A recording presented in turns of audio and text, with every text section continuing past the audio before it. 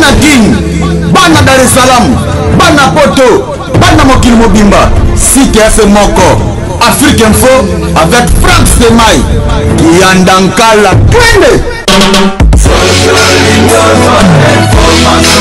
X-Pass,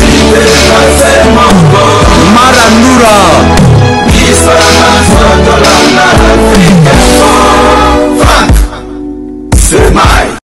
Que cherchez-vous?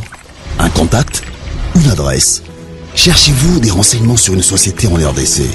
Ne cherchez plus, trouvez. Pageclair.com, le répertoire d'entreprises le plus puissant de la RDC et le partenaire qualifié pour tous les acteurs économiques ambitieux. Pageclair.com offre un pack complet de services pour seulement $50 le mois, comprenant un mini site web, une campagne SMS mailing, une campagne d'e-mailing, un espace de publicité sur un site visité par 80 000 personnes par mois, bilingue, facile, rapide, complet. Pour plus d'infos, rendez-vous sur www.pageclair.com/fac. 081 999 11 22. 081 999 11 22. Assis confortablement sur vos fauteuils en train de suivre cette émission, mesdames et messieurs, merci de votre fidélité sur votre site www.africainfo.net. Comme vous le savez, Africa Info, c'est un site qui vous livre les analyses des activités sur les enjeux de l'ère. Aujourd'hui, nous recevons sur ce plateau M. Claude Machala, qui est un cadre du PPRD, avec qui nous allons discuter les sujets d'actualité. Déjà, à qui je dis bonjour, M. Claude Machala. Oui, bonjour mon frère. Oui, M. Claude Machala, 3 mai, journée internationale de la presse. La RDC, classée zone rouge pour la liberté de la presse dans les contextes de tensions politiques. Votre point de vue par rapport à cela? Merci beaucoup. Moi je pense que c'est de la propagande négative qui veut noyer son chien à la cuisse de rage. Ici la personne visée c'est Joseph Kabila une fois de plus. Comment pourrait-on dire que cela soit faux dans la mesure où nous sommes dans un pays où il y a plus de 800 chaînes de télévision et de radio, plus de 3000 journaux qui apparaissent, d'autres pratiquement sans documents. Et il y a même des émissions où on se demande a-t-on affaire à des journalistes ou carrément à des militants très très engagés, si pas extrémistes, et accepter de voir une pareille publication. Nous comprenons qu'il y a derrière tout cela les Ida Sawa, il y a les gardes de la MONUSCO, il y a la radio Capi, il y a RFI, tous ces gens ils sont derrière ce genre de plébiscite juste pour nuire à l'image de marque de notre pays. Je crois que ce n'est qu'en RDC où, au jour d'aujourd'hui, alors qu'on est en plein processus pour atteindre une certaine démocratie, parce que n'oubliez pas que la démocratie, c'est idéal n'existe pas. Et voilà qu'on est en train de faire ces efforts. Et déjà, la démocratie dans mon pays, le Congo, c'est une denrée qui est accessible à toutes les bourses. À moins que vous me prouviez le contraire. Bon, c'est le moment que choisissent ces impérialistes par les biais de ces ONG qui n'ont aucun crédit, aucune crédibilité et surtout pas la moindre pondération de sortir des choses pareilles. Donc ce plébiscite ne nous concerne pas, ça c'est pas la RDC ça. Alors, quand à en croire M. Claude Machala, donc la liberté de la presse est pleinement ou vivement souhaitable ici en RDC?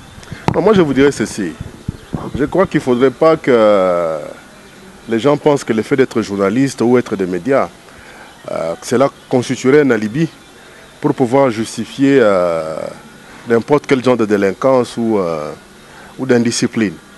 Je crois que la moindre chose, c'est de toujours penser aux garde-fous. À part l'éducation qu'on a de ses parents, il y a l'école, et il y a la bonne moralité aussi qui doit être pris pour seule base de cohabitation dans toute société. Et je crois que c'est le cas dans notre pays. Pour le reste, bon, s'il arrive que vous confondez démocratie et libertinage, s'il arrive que vous confondez liberté et indiscipline, mais c'est normal que la loi puisse s'occuper de vous. C'est normal. Alors, M. Claude Machala, parlons signature de l'arrangement particulier. Comme c'est une émission bilingue, na Osepelato Kitana Nalingala. Alors, arrangement particulier, signature déjà ici, tous les cas qui, na étape wana, mais absence, il y a IDPS, et qu'il y a même na troisième dialogue. Mais IDPS, ouais, parce que IDPS c'est belé. IDPS, elle biologique. Au lobby Elle biologique, IDPS à Maman Marthe. Elle limitée, Félix. Oui, à Maman Marthe. Touché, IDPS, elle, Félix Tshisekedi. Elle, Maman Marthe, parce que Maman Marthe, c'est la veuve, non? Félix Tshisekedi, tout ce que nous savons. C'est les représentants du rassemblement. Non. Ça, ce sont les aventures. Félix Tshisekedi ne sert que de marche-pied. Des tremplins, il le sait. A-t-il les gabarits vraiment sur le plan même intellectuel pour pouvoir se mettre au devant de toutes ces éminentes personnalités intellectuelles qui sont soi-disant derrière lui au rassemblement? Non, c'est juste la marionnette. C'est la marionnette. Je crois qu'il n'en a pas le gabarit. Pour preuve, vous avez tous suivi Roger Lumbala, il a presque tout dit. Voilà, c'est ça. Alors, j'aimerais bien que nous puissions revenir à ma question, qui est celle de savoir si jamais l'absence de l'IDPS, elle, limitée, ne va pas endommager les choses. Vous savez, en démocratie, il ne faut jamais rechercher l'unanimité. L'unanimité en démocratie, c'est déjà une infirmité.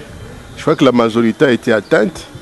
On se contentera d'elle et quitte à nous de voir dans quelle mesure, à tout moment, à chaque terme, tenir compte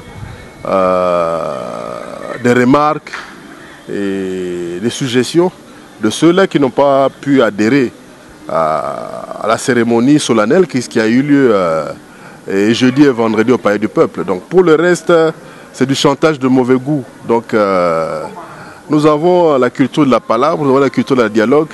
Et à chaque fois que cela s'imposera, on se mettra toujours autour d'une table pour voir dans quelle mesure trouver une solution. Ça, c'est pas un problème de dire que non, IDPS Kibasa, IDPS Bruno Chibala, IDPS Songolo Pakala. Non, je pense que nous ne sommes pas là pour subir les conséquences de la guerre de Wenge. Non, ça ne nous regarde pas. Merci, M. Claude Machala. Mais Tokoka Kolobanini, pour Nalikambo, Oyo est le signataire arrangement particulier. Normalement, il fallait tout le cas. Nomination, il y a Premier ministre Ndenge Salemaki. Nomination, il y a Président SNSA. Et puis, Toké, moi annexe, Ndenge Tosoloba, chronogramme. Mais le lomba la moko, tout le monde est na étape, il y a signature, il y a arrangement particulier. Mais, Okoka Kisikoyo Kolobanini, est-ce que Ndenge Tozo Kendeboy, Tozo Kende, Ndenge Bolobi cap vers les élections, Tozo Kende vraiment na élection? Mais je crois que si, je crois que Corneille Nanga, Tongo me dit pourquoi il cesse de sillonner tous les pays. Bien sûr que Corneille Nanga, maintenant dans sa démarche, il doit être aidé pour vraiment un fichier électoral crédible, plus crédible, fiable qu'il y a 2006 à 2011. Nous n'aimerions pas, par exemple, apprendre encore qu'il y aurait des Français qui se seraient fait enrôler à Kassangoulou, des Belges à Kananga, ou encore des Français ici à Kinshasa, à la Funa, ainsi de suite. Donc, il faudra que nous veillions à ce que tout ce qui pourrait être fait pour le moment puisse tenir compte du peu de constitution qui nous reste. Donc, s'agissant de la nomination à Premier ministre, les alliés conformes, on est d'accord. Et quant au choix, il y a président à CNCA, donc ça, on a dit qu'il nous faudrait une personnalité consensuelle. Et je crois que les éminentes grises de part et d'autre se sont déjà mises au travail pour pouvoir dénicher, identifier cet oiseau rare. Donc, je crois que les amis qui étaient au centre interdiocésain avaient peut-être eu tort de personnaliser ce poste-là. On l'avait confié à Etienne Tshisekedi, qui malheureusement nous a quittés. Donc on va se rattraper et objectivement, comme le chef de l'État s'est engagé à ce que solution Ezouama, solution Ezouama nango. Merci, solution Ezouama. Mais M. Corneille Nanga a du mal à kosala musala nae aisément dans toute l'étendue de la République, vu l'insécurité. Kaya Kasaï, n'est-ce pas, et qu'il faut créer les sous moins annuité par rapport à fonctionnement et à CENI. Avenir est un domaine en Zambie. Nous n'allons pas fonctionner en nous basant sur la théorie du genre toutes choses restant égales par ailleurs. Donc, mais des fois, surtout en plein les bêtis.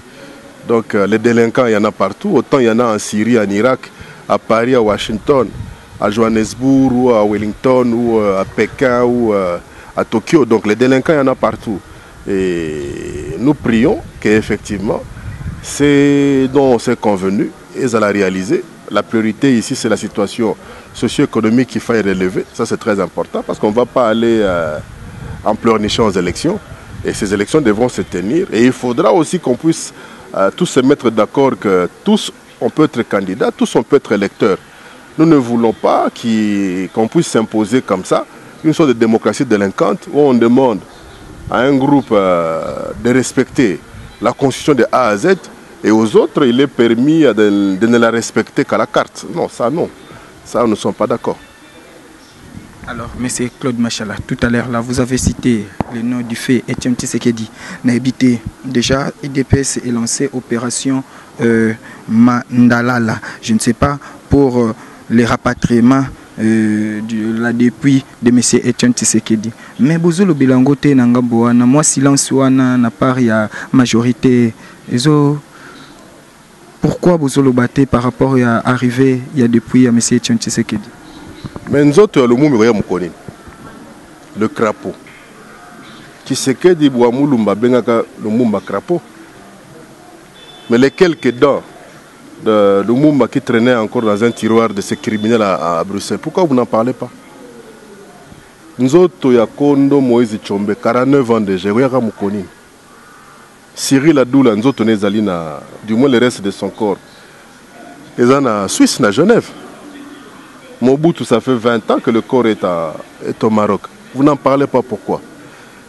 Pourquoi faudrait-il continuer à jouer le jeu de ces maîtres chanteurs, de ces gens qui pensent que les loyaux, Liwato et Bembatien Tshisekedi, des fonds de commerce, qui disent la vérité aux gens? Etienne Tshisekedi a déjà été enterré en Belgique.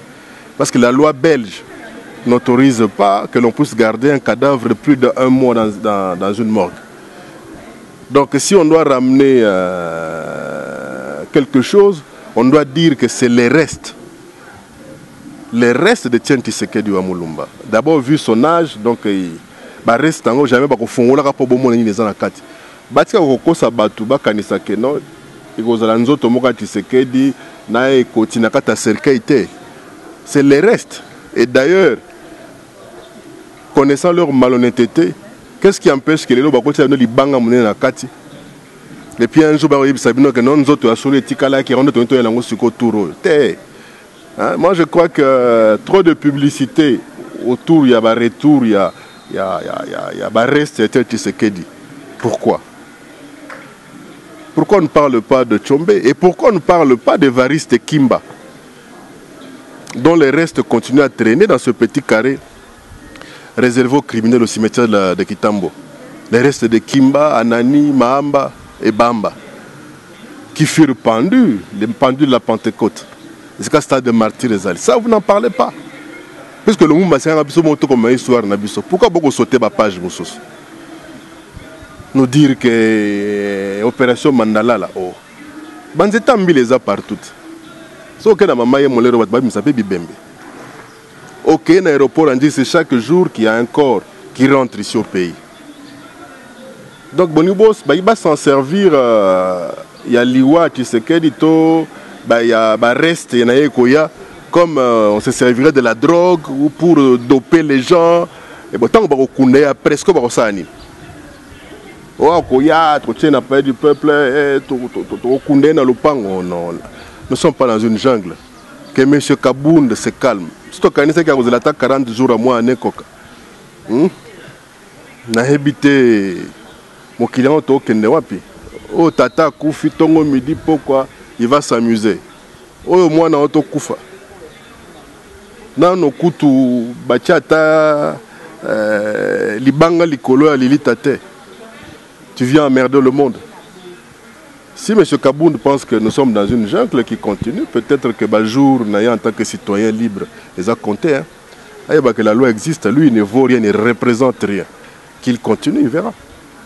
Alors, M. Claude Machala, il y a la MONUSCO qui s'est dit disposée à sécuriser les obsèques d'Etienne Tshisekedi. Est-ce que ça a l'importance quand même? Ou soit ça c'est acquisé la police congolaise? Je crois que M. Maman Sidikou doit faire très attention. S'il veut se comporter pire que Martin Kobler, il en aura pour son compte. Il veut se substituer à qui? À la police nationale? À notre gouvernement? Maman Sidikou veut prendre la place de Kimbuta, la place de Kabila. Hier, a commis la pompe funèbre. Au lieu de sécuriser l'Est, de sécuriser Beni, Boutembo, un peu partout, il y a des poches d'un civique. Il veut sécuriser un deuil. Quand même, ça en sérieux. Et c'est comme ça que j'ai eu à dire que au Sorosi, Monisco, au Senko, bonnet blanc, blanc bonnet. On veut se moquer de qui? Je crois que l'État prendra les dispositions utiles pour s'occuper de cette bande de commerçants, ou bien vulgairement, la MONUSCO. La MONUSCO va sécuriser Matanga. Vous vous rendez compte de cela? C'est une insulte pour notre souveraineté. C'est une insulte. Donc, MONUSCO comme une société de gardiennage. Donc, l'Ikonzi protège, n'a pas un problème. La publicité, mais l'Ikonzi protège, Delta, il y a un problème. Mon combo sécurité, donc il y a un problème. Voilà MONUSCO comme une société de gardiennage. Et Maman Sidikou annonce ça pour se moquer de qui? Je crois que trop c'est trop. On doit aider ces individus de la MONUSCO à quitter le pays. On doit aider ces individus de la MONUSCO à quitter le pays. Le propos de M. Claude Machala. M. Claude Machala, dites-nous un peu, à quand la sortie du gouvernement Bruno Tshibala? Faisons confiance au pouvoir discrétionnaire du chef de l'État. Ouais. Je crois que la Constitution lui garantissait cela. Tozelat, ou après ce point, il pose un candidat. Non, tozo croire na barimérité, tozo croire na barimérité, tozo croire na barimérité. Est-ce que yo aussi c'est facile? Oui. Hein? Oui. J'ai fait 5 ans dans l'IFACI. Mais voilà, on a licencié. Hein? Yo kutu CV na okolo bango to za pe betra libanga no kutu batu ba otala. Mais batu musu tu CV monana te. Bakawa za premier ministre. Hein? Pourquoi pas toi? Alors, yo ekotika bana banani awa na mokili oyo. Wakotika mutu. Alors, père na ba mtafutela ko Minerval. Ata suye mtafutela ko yokutu Minerval, faut la fière de toi yokutu silisi chic. Oh tout à tolo na beta penda mitano. Na efasik. Je suis fier de toi, jeune homme. Merci. Je suis fier de toi. Donc pourquoi pas toi? Alors, Balobi, c'est comme si Tozonga qui est sous na étape où on a monsieur Antoine Kizenga, c'est-à-dire Yandi Kaka, Yandi V. Donc, on est en train de bazopona ba kombo quoi, Yé Kaka, Yété, Yé Kaka, Yété, Yangonde, peut-être le problème Tozanango ou soit Tezosala que gouvernement Bruno Tshibala est tardé. Faisons confiance au chef de l'État. Moi, j'ai confiance au chef de l'État. Ayebi souci population Zanango. Ayebi ni population ni komona siko. Faisons confiance à Joseph Kabila. Ça va aller. Ça va aller, mais c'est Claude Machala. Tokomo kitnde nasuka, mais likambo tokoka ki kotika yote sans que tolo bilayango. Ezabongo likambo ya crise sociale. C'est-à-dire que faire pour sortir de cette crise qui sévit dans les pays. Je crois que c'est pourquoi Moni Joseph Kabila poni penda premier ministre kaka oya outi penda na cité. Tant qu'on nommé Bruno Tshibala to bat musoso azaka kutu locataire. Oh ye kutu azalaka bodo Bruno Tshibala mutu moko aibi pasi ba locataire. Aibi tina ni kofi mbaka nzembo ya les 26, les 28 et amonika ya ibiango. Ya vieux chinois. Donc les gamba contrat de bail ya ibiango.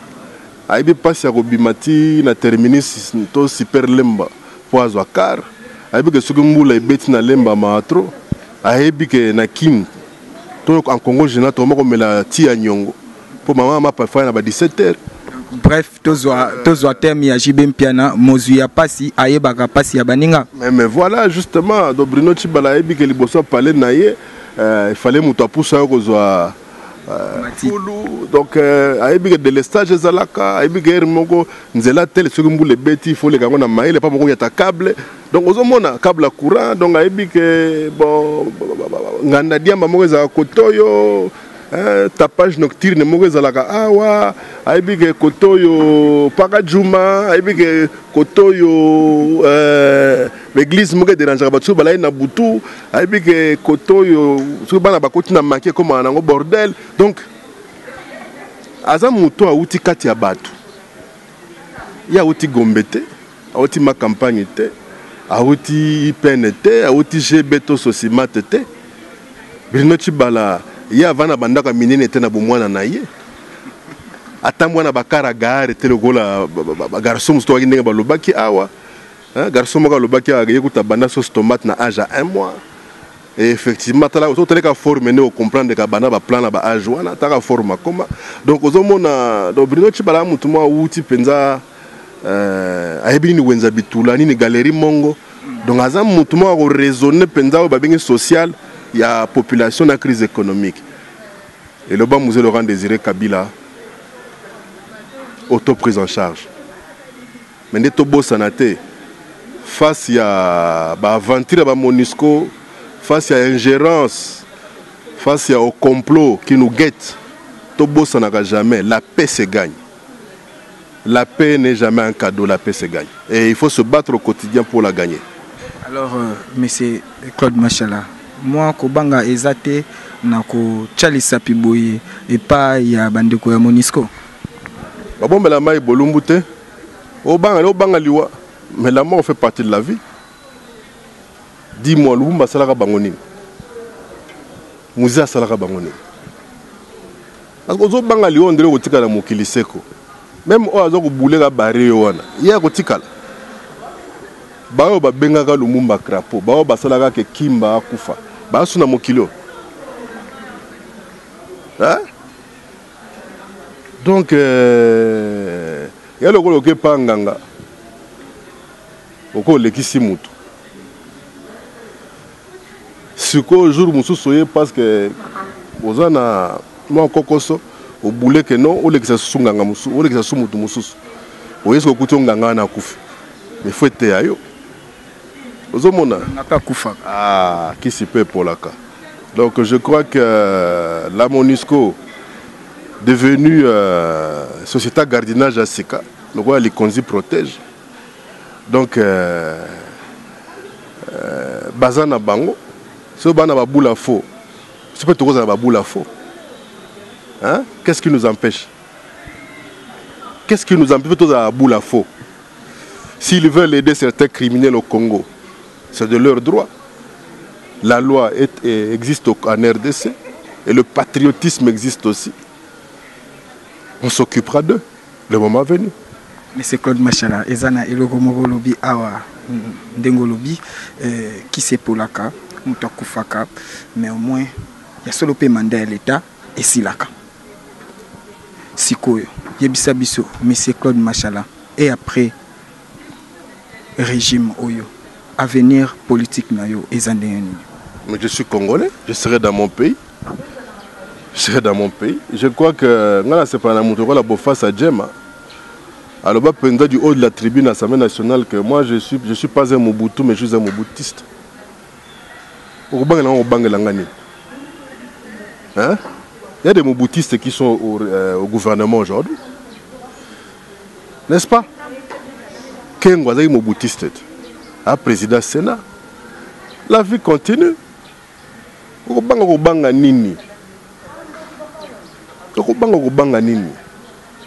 Nga mutu antaba nzungu toujours à part. On mutu antaba nzungu nanga à part. OK. Kangé loko wana nga mutu antaba nzungu toujours à part. Le régime passera un jour, mais je pense pas que ce soit demain. Vous avez patience. Merci. Monsieur Claude Machala, le front pour les partis et le front pour le respect de la Constitution, Bango P, Balobi Bakolachete, il faut Bazoa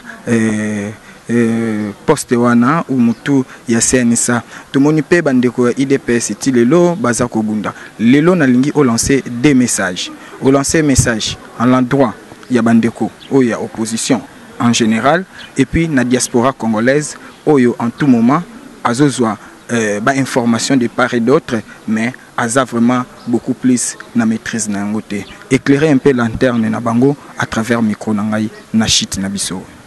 Moi je dirais seulement aux amis d'abord à la diaspora que pendant autant d'années ils ont été escroqués par les amis de l'IMT. Est-ce que les cartes de UDPS ils allaient écouter il y en a validité à une année et ça coûte 100 €. C'est qu'en 5 ans, il y a un peu de mikili. Au sommet de 5 cartes, ça fait 500 €. Ça veut dire que vous avez 1000, ça fait 500 000 € na parti ou na famille wana.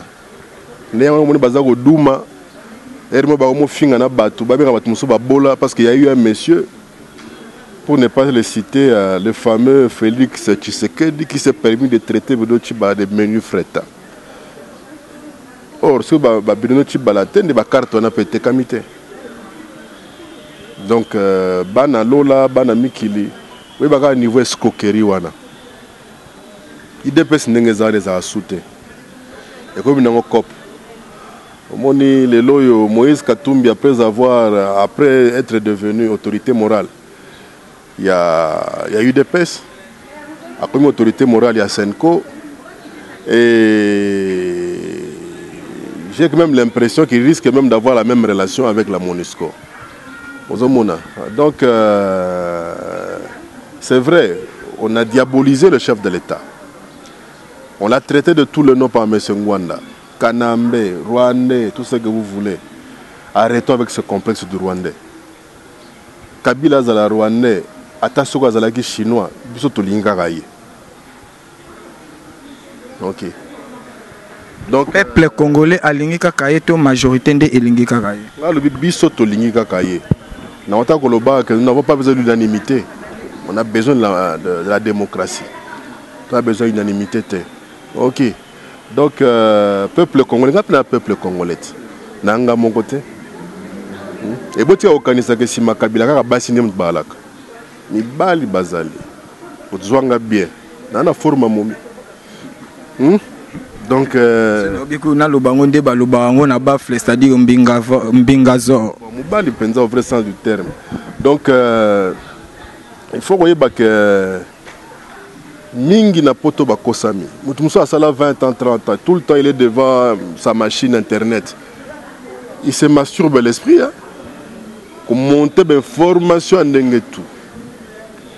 Alors, il y a des images de la Côte d'Ivoire, la tirée dans le site congolais. Il y a un accident de Kabila a tué. Il y a Kabila hier. Pour Kabila, voilà, il faut que nous renouvelions la classe politique. Il y a un commis opposant. Au Kabila, c'est un démon. Au Kabila, il y a 15 milliards de dollars à Bombian. Donc, il faut checker bien, effectivement. Kabila a 15 milliards de dollars, mais il a 15 milliards de dollars zimbabwéens. Tu bêtis machine dans les châteaux, côté Igo Tanzanie, Mazao Boulonné. Tu bêtis machine à 15 milliards de dollars zimbabwéens. Ah, et c'est 113 000 $. Bon, ma kéré la nime. On y a un Talakanyamazo Barebat. Tombe commune comme une fausse commune. Je crois que. Il faut rentrer au pays, il faut respecter la loi. Ce que vous avez belge, français, les Banatangoye a sollicité recouvrement et nationalité de façon à ce que vous participez honnêtement, en toute transparence, en toute crédibilité, à tout processus politique que vous avez en Mboka, vous avez droit à yo, puisque vous êtes Congolais, dans moment wana, on a besoin de mailler les diplômes, les relations, besoin de Libanda pour boya.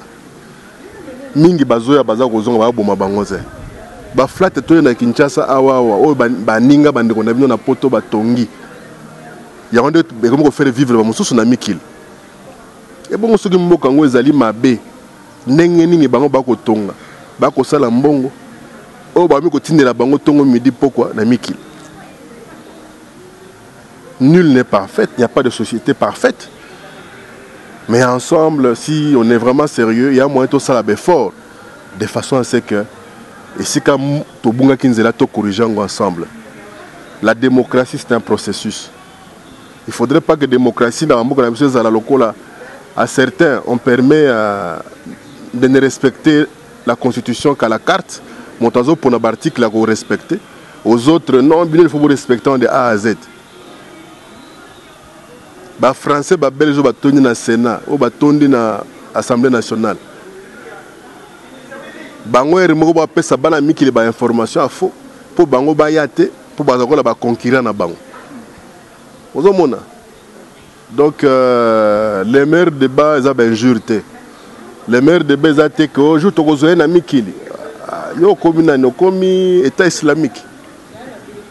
Yo ce que vous avez un ami qui bon ce pas na bino peut to yebi yango awa.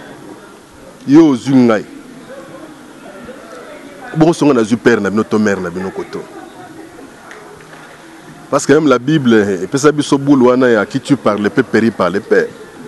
Mais nous n'en sommes pas là. Il faut boboto, il faut les solo. Nous avons la chance dans la culture, il continue à nous donner une chance mutuelle, de façon à ce qu'ensemble tout tonga école à Lumumba. Pour le reste, ce n'est pas demain que je vais changer de candidat. Candidat nanga boyebi et voilà quoi. Merci. Pour le reste, ce n'est pas maintenant que M. Claude Machala va changer les candidats. Tout cela qui n'a un plateau qui est vraiment, on va vraiment retenir Ezabongo, M. Claude Machala, Moutou Yantaba et puis Nzungu à part. Nzungu à part toujours. Donc mon mal est dans le vrai sens du terme. Donc un bateau baébi c'est bien. Quand je dis SEAL Group 6 ou SEAL Team 6. Donc Benghazi. Le ban a trop finga na onengo lingi. Hein? Mais botamola ga rebelle. Par jour otamola mo to kutani. Ah, to sepeli sana.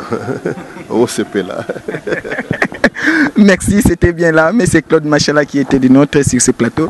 Merci à la grande équipe de l'Afrique Info. Merci à Maëlle Sadiki qui était derrière la caméra. Merci à Franck Stemaï, à Janine Kiazola et pourquoi pas à Gloria Olangi qui séjourne à l'Angola. Merci à vous tous. Bonne suite des programmes et au revoir. Que cherchez-vous? Un contact? Une adresse? Cherchez-vous des renseignements sur une société en RDC? Ne cherchez plus.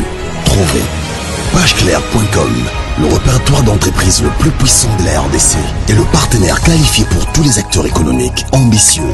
Pageclair.com offre un pack complet de services pour seulement $50 le mois, comprenant un mini site web, une campagne SMS mailing, une campagne d'e-mailing, un espace de publicité sur un site visité par 80 000 personnes par mois, bilingue, facile, rapide, complet.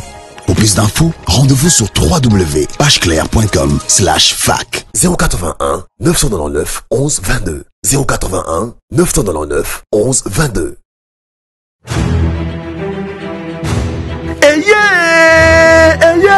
Du nouveau à Kinshasa. Pas de soucis pour la couverture de vos organisations. Un reportage de professionnels. Venez contacter Africa Info Concept. Vous aurez un service de qualité. Et surtout, 1 pour les reportages deuil. 2 pour vos fêtes de mariage. 3 pour vos fêtes de baptême. Et aussi anniversaire et autres. Nous sommes très disposés de vous offrir un service de qualité. Côté photo et kobangate, ba photo shooting, ya modèle, ya lelo, ba couleur solo neti kaka na New York. Et koyeba na kutute oyo ozali okomi bossa na yo moko e. Venez nombreux car nous sommes à une phase promotionnelle. Soko lingi to diffusé makamburu na internet ezali kutu na prix ya mukei kobuka na soute Africa Info Concept. La qualité oblige. Mafuta na mafuta. bana King, bana Dar es Salaam, bana Poto, bana mokili mobimba, Site FM moko, Afrique Info avec Frank Semaï, Kiandankala, Twende. X-Pass